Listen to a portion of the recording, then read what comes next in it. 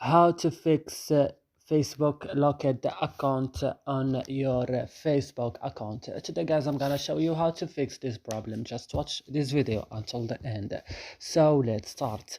First, you will just open your settings of your phone, then you will go to apps or applications, and you will now scroll down and you will open Facebook apps, and then you will scroll down to storage and you will open it, and you will go to the bottom of the screen and you will click on clear data, then you will click OK, and your problem now will fixed. So I hope this video is useful for you. Don't forget to like, also subscribe in our channel. See you in another videos.